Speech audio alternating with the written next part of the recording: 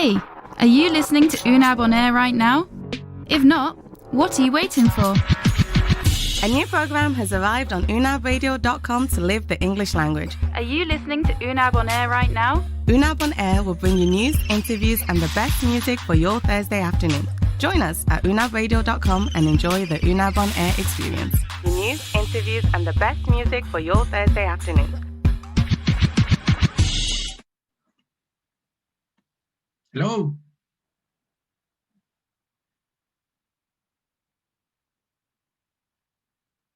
You having a trouble with the sound?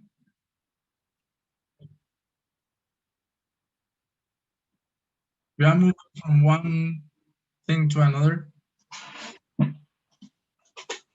Well, today I would like to talk about something related with all this emergency and stuff. Yesterday, my grandfather passed away.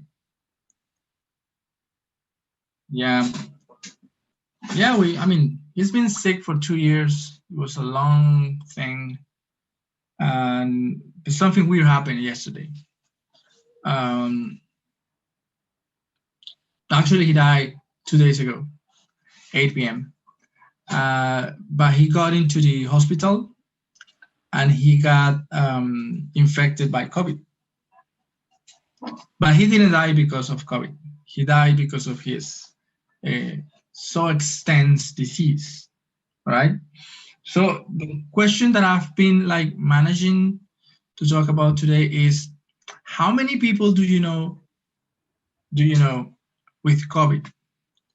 And if you ask people, the answer is a lot, but people don't mention that they have the COVID because they feel afraid of being, pointed out, of being isolated, believe it or not. And I met many cases, many people, when you are in this process of dealing with the body and the corpse and stuff, and you start talking with people who are specialized in those kind of things, like doctors in the hospital and some patients too, and people from, for example, people from the graveries, they manage the final destination of the corpse, and they say many people got the virus, but first they don't know or they don't want to say. And that was weird, or both. Yeah. And I was paying attention to, and when I finished those meetings and paperwork, I was returning home with my mom, and you see the city, and the city is so normal.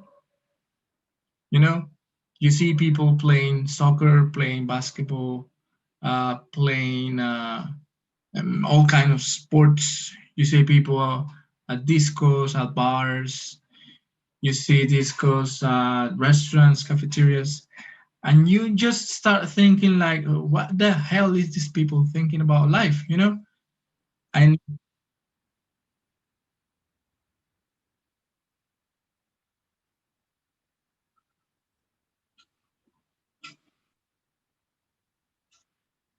yeah,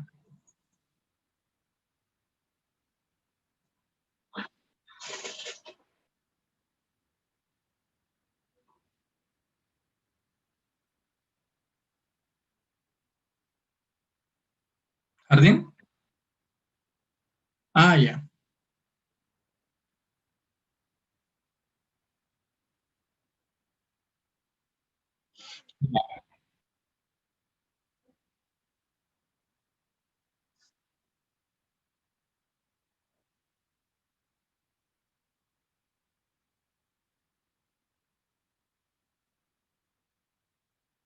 Yeah, it's weird. And I remember that last weekend I had to go to Cacique because we took some photos on Victoria, but they give us the pictures there. They don't give the picture at home. We have to go there and pick it up and sign some paper. And I was there, and I saw all these people going at the roof, where there's a balcony, and they sell drinks and stuff. the food area, no, the drink area, and it was packed. There was a lot of people, and I was walking there, and I turned away, just turned back my head, and at the back there you can see Cine Colombia. You see, and Cine Colombia is closed, and I was like, why? If they respect, if they care about health, and they don't open the cinemas yet, why the rest of the people and they, I mean, they are not so conscious about what is going on. And I asked a person at the parking. I asked a guy. I say he was not wearing the, how do you say that in English? The mask? Yeah, mask. Yeah, he was not wearing the mask, and I asked him, "Hey, why aren't you wearing the mask?" And he says, "Because I know that I'm going to get the vaccine." And I say, "Okay." I say, "When?" He says, "Soon." And I say, "Sorry, what do you do for living? Are you a doctor?" He says, "No." "Are you a nurse?" He says, "No." "Are you working in a hospital, like in office service?" "No." "So what do you do?" I says, "I have a business." "Okay, what kind of business? Something related with health? Like, I don't know, you clean the air conditions in the hospitals?" He says, "No." "What kind of business do you have?" He says, "Shoes. I produce shoes and I sell shoes." And I say, "Okay, so when do you think that you're going to get the vaccine?" He says, "Soon." I was like, as a personal reminder, as a personal advice, I recommend you to wear the mask, because you are not going to be the first one, not the second one. You're going to be kind of the people at the last, at the back.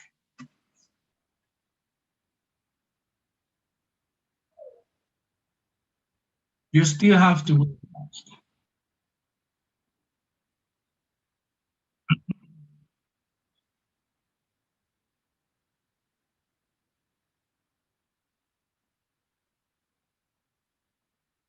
And it's not to promote the conscious in the students, between the students.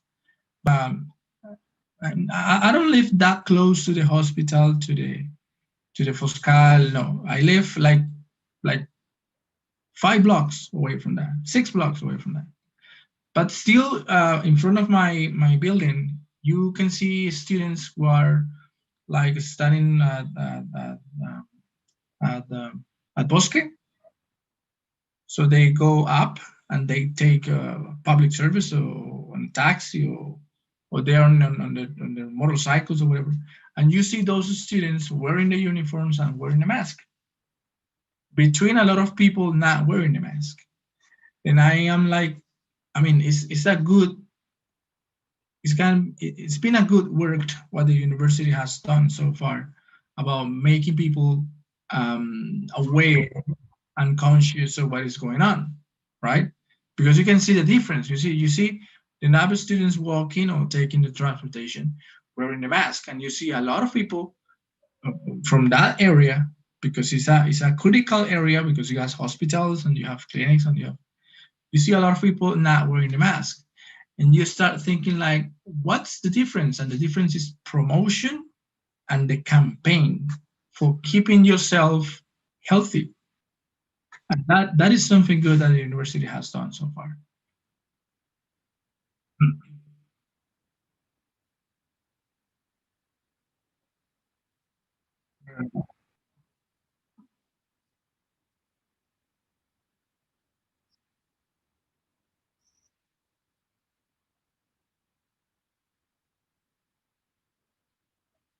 Yeah.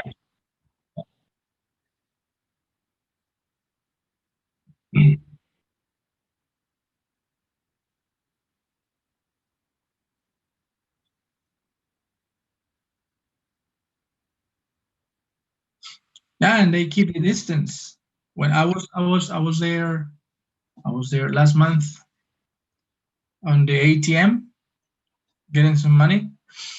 Well, you feel sad because you're not. I mean, this is the university where I work at. what time is it? I should be in that building, going walking to that building.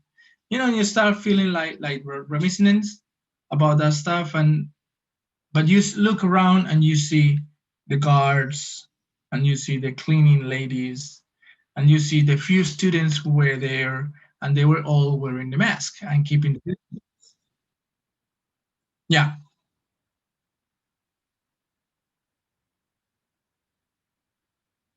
you feel safe.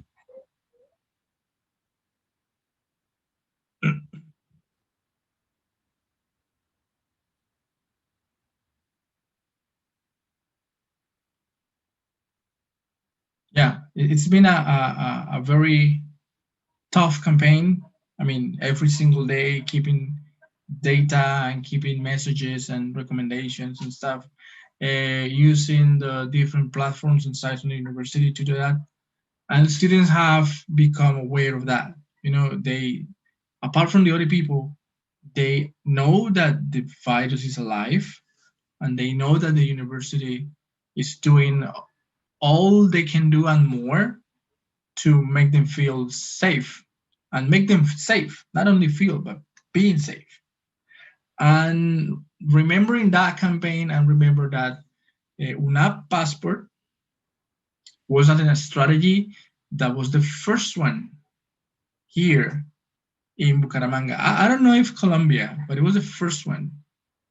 It was the first the first university who promoted that, who established that as a system to prevent and control all the infected. And I remember that after UNAP, many other places like school and universities, they started to create their own UNAP passport. Like they started like recreating the system that at UNAP it was originally presented. They started like recreated it.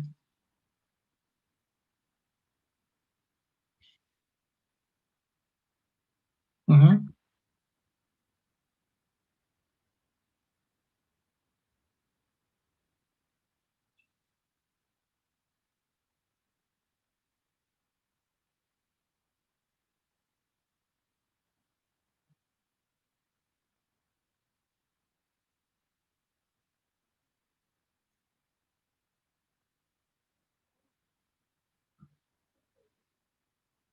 Yeah,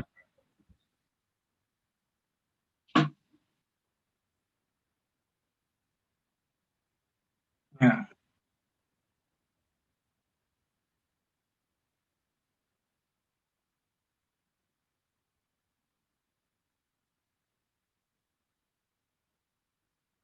But that was good, and that's how it should.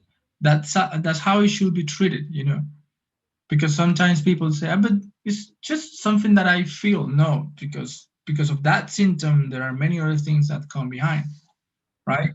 So, what I was saying at the beginning, that people are not telling the truth and stuff.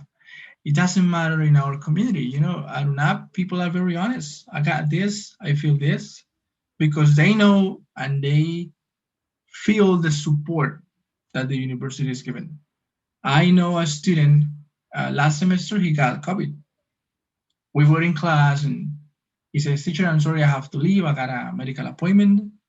And I said, "Okay." Next class, he didn't show up. Next class, next week, he didn't show up. Next class, like uh, that was Thursday. I was with him Tuesday, Thursday, he didn't show up. Tuesday, he didn't show up. Thursday, next Thursday, show up. And I say, "Hey, what happened?" He says, "Teacher, I got COVID." And I say, "How do you know that? I mean, it's your responsibility to personally check if it is true or not, because it can be just a cough or a flu that you got." He said, "No, teacher, I reported at the NAP passport, and they made the process with me, and I got COVID." And I said, "Do you know before that?" He says, "No. It was thanks to the university process that I discovered that I got COVID. Now I'm at home, I'm isolated, and I'm trying to take care of myself. So I'm just here to let you know that I got this that I got infected and I'm not going to be here because the system is not working very well. So when I speak a lot, I try to get very tired. So I'm not going to be in class. I receive um, no, not a letter, a notification from the university about that student because I was his teacher. This student is sick, or na na na na na. He's going to be away a couple of days more. Na, na, na. That was good, and it works. And it works. And it works. But it doesn't work when people, I live in Cañaveral, so there's a very popular place. I'm not going to say the name because they're not giving me any money. It's in front of a bank that I'm not going to say the name because they're not going to pay any money. And near the Kai, you can say the Kai, a popular bar. It was packed with people, young people. I know they are students because they are very young, maybe from school, maybe from some other places. But it's difficult to be in the shoes of those people because honestly I don't know why or what they think about it. Maybe they feel that they are very young, so they are not going to be infected. But when you see the students wearing the mask, you establish like a difference. I mean, they are young too. Maybe they can feel that they work or they study medicine.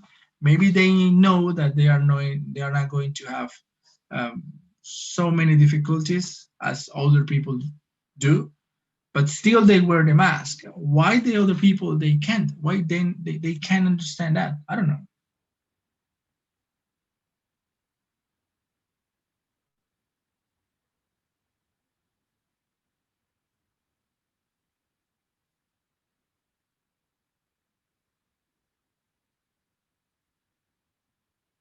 Yeah.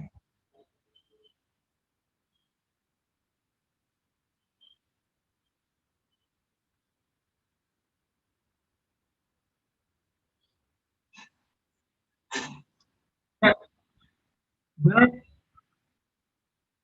there are many there are many myths and sayings about the vaccine and about the whole process of COVID. Somebody told me, well, people were calling me sorry about your loss and la la la la la. And one person called, that was very funny. He's a friend of mine from a long time. And he says, where is he?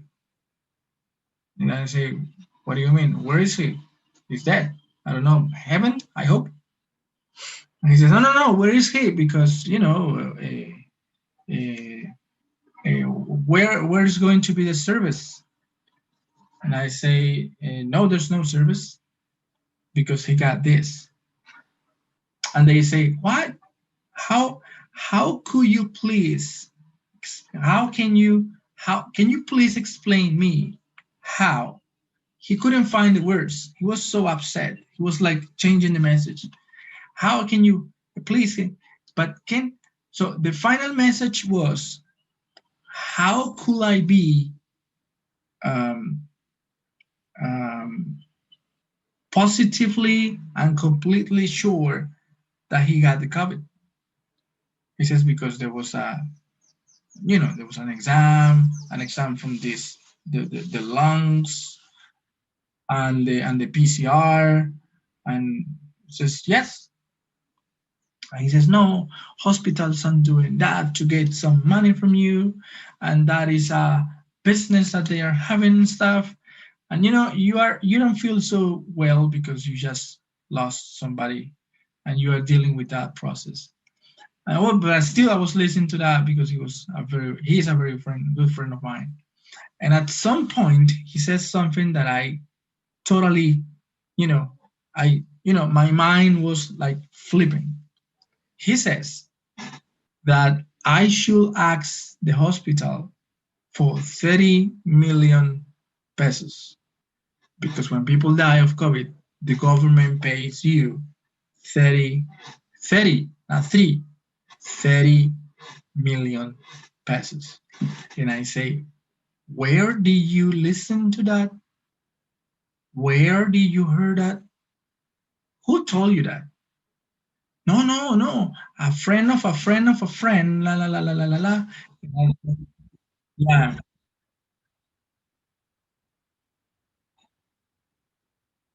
And I say, yeah. And finally, the dog barked and gave the message. And I say, okay, picture this. Just imagine this. The government, who is constantly saying that there's no money, are the government is going to give you 30 million pesos for every single person who died of COVID. Okay, why not? Okay, good. Okay, now, why will the hospital change a person final reason to die with the only intention of giving you 30 million pesos? Why? He says, I don't know, but that's what people say. And I say, okay, stop and think about it for a minute.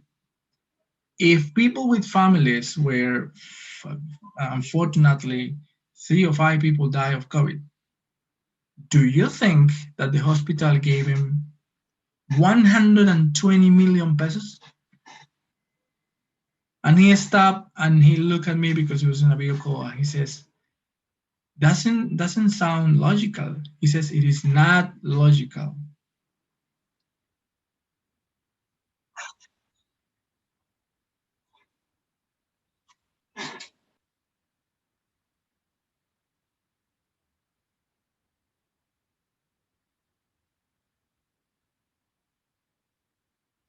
Hmm. Yeah. And I told him at the end, so imagine this, picture this. Um, the idea is that the hospital keeps the money, okay, because it's a business and blah blah blah. Okay, wouldn't be a better idea the hospitals to say that people don't die of COVID just to keep the money? Wouldn't be a better business to tell the people, hey, your lungs are freaking out, your heart is not working, your kidney is not working, but hey, you die because of an accident, not because of COVID. And in that way I keep your money. And he says, yeah, it's kind of logical. He said, no,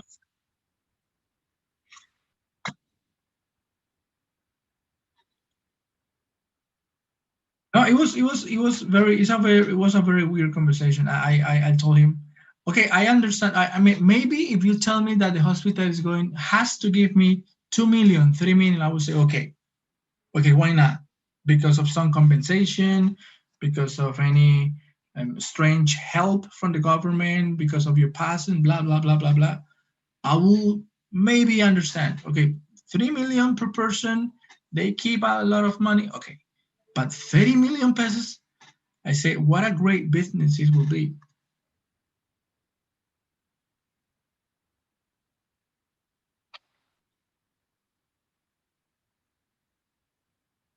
The number, yeah, yeah, daily.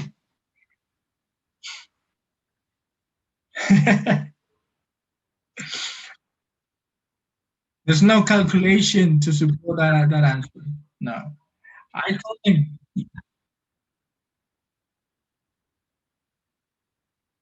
yeah. And I told him, okay, so this is a final message for you. Don't buy what people say. Just stop for a minute, think about it, and contextualize the situation and take care of yourself. That's what we have to do.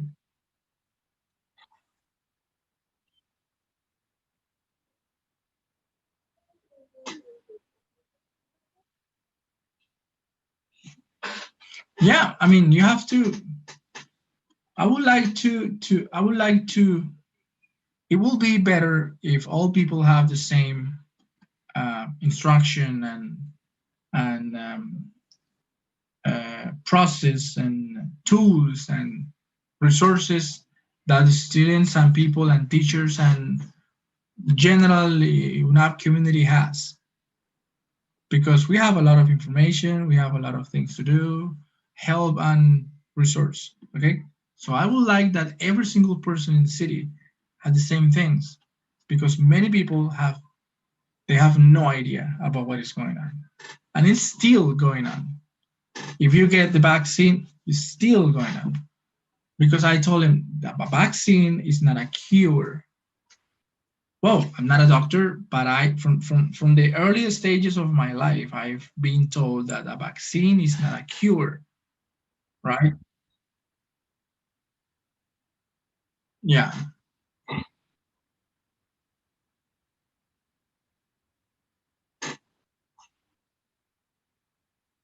It's like a way to tell you, okay, you can go to that specific area when there's the influenza, but still you have to take care of yourself. Yeah. Now when you go to, you have to take care still about yourself. But for finishing the program, I feel happy because of how reflective the students are at UNAP and how they take care of them. I really like that part, and how honest they are in front of the process, and how helpful has been the UNAP passport and all the stuff.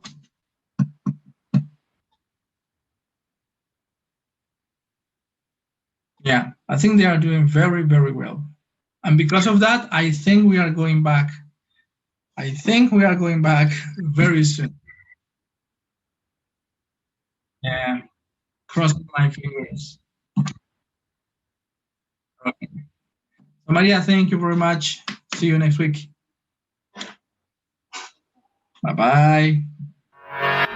Hey, are you listening to UNAB on air right now?